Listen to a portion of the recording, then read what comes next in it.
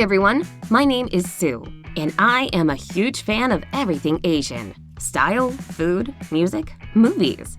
I thought it'd be fun to make my profile like that, so I decided to find out more about it. One thing I really want to know is, what's the big deal with the V sign in photos? So, guess what? I found a friend from Korea to guide me through all the cool stuff. Her name's Ji-yoon. The first thing I noticed about Ji-yoon's writing is that she uses a lot of wave symbols. I think they're called tildes. She never just calls me Sue, it's always Sue. She adds it to pretty much every sentence. She explained to me it's supposed to make them kinder, and when it's added after a name, it shows affection. That's so cute! It looks like they don't just add it to sentences, but even to emoticons. Speaking of those old-school smileys, they do them their own way. When you're trying to read the emoticons the way they are in Europe or the US, you have to turn them to the side 90 degrees. Otherwise, you won't see how a colon and a closing bracket are a smiley face, right? In Asia, you have to look at a smiley the way it is. It makes the guessing game a bit harder, but you can read them easier when you've seen plenty of them. The most basic one is 2 carrots and an underscore in between. You can try playing with it and adding some extra emotions. I'll use it when I make my descriptions for my future photos. Ji-yoon told me a sure way to get many likes on a picture is to cross your thumb and index finger. First, I didn't see what it meant, but then I realized it's the cutest thing ever. A little finger heart. K-pop helped finger hearts take over the world. They say it started with an actress, Kim Hye-soo, in 2010 and has been a hit ever since. When Benedict Cumberbatch went on a promo tour for Doctor Strange in 2016, he tried doing it to please the Korean fans. It turned out to be harder than it looks. At 2018 Pyeongchang, they even sold official finger heart gloves. That makes me wonder, what if V signs also stand for something cute like finger hearts in Asia? I'm getting to it. The more recent finger heart variation is the Chu heart. Chu from Korean girl group Luna started it, and everyone loved it. You make a circle with both hands and then bite into it like an imaginary hamburger. And here comes the heart shape. I can tell why it's also called a bite heart. Now I have a theory about the V sign.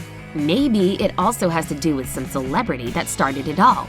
There are many pictures of Winston Churchill throwing the peace sign. John Lennon and Yoko Ono also did it for world peace. But did they really start the V craziness in Asia? I found out there are a few theories, and none of them involves Churchill or Lennon.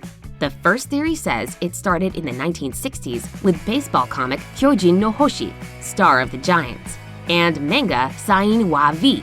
V is the sign.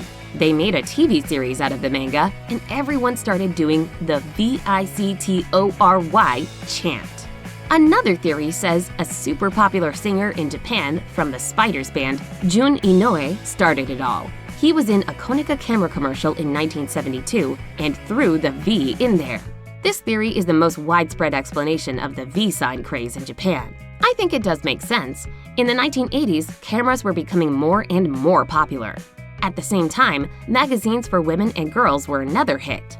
Everyone was buying these magazines, and everyone wanted to look as kawaii as possible. That means cute, just like the girls from all those glossy pages. This is most likely how it spread to Eastern Asia. The magazine girls made V signs, real-life girls copied them. It has to do with how it changes your face, but more on that later. Theory number 3 is that it began with American figure skater Janet Lin. 18-year-old Janet was taking part in Sapporo Olympics in Japan in 1972. She had a lot of fans. Both her smile and her skating skills were fantastic. And she just won 5 US championships in a row. Everyone was positive she'd win, but oh, the fates. She fell doing a spin 2 minutes into her performance. It was obvious she wouldn't win the gold. But instead of making a sad or angry face, Lin was smiling like a rock star leaving the ice. And this is how she won a bronze medal in the hearts of thousands of Japanese people. As she toured the country and signed magazines for her fans with peace and love, she showed the V sign quite a lot. And this is how it became associated with a don't ever give up and you can do it way of thinking. Of course, no one thinks of all that these days when they put up their index and middle fingers. It's almost an instinct all around Asia. I think I can relate to that.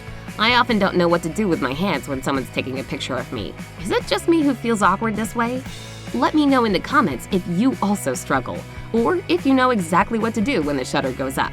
Anyway, it's not just an easy solution for your hands, but also a way to make yourself look more kawaii, or cute. When you do it the right way, your face looks smaller and sweeter in pictures. I asked Ji-yoon for insights on how to make it work, and she said the trick was to tilt your fingers towards the face and tilt the face forward. It looks thinner this way. You can also try touching your face with your fingers or spreading them on the side of either of the eyes. Add a wink and a duck face at the same time, and success is guaranteed. It's pretty much like a live version of purikura. Oh, purikura are photo machines that are crazy popular in Japan. You can find them anywhere from shopping malls to landmarks and aquariums. They instantly add a ton of effects to your pictures. You can experiment with effects, colors, and textures. At game centers, you can rent real costumes, wigs, bunny, or cat ears. What I personally don't like about it is that it changes your body automatically, because I think you're beautiful the way you are. But, well, it's popular anyway. There are tons of apps where you can do purikura directly on your phone. There are some more tips Ji-yoon gave me for pictures that work in Southeast Asia. As crazy as it sounds, random things make photos more fun. Like, for example, a hat on a ski pole. I know, but it spices up boring shots. Let your imagination fly, add a fun caption, and it's a winner of the likes game. If that sounds too extravagant, let the sun be your random object that will make posing easier.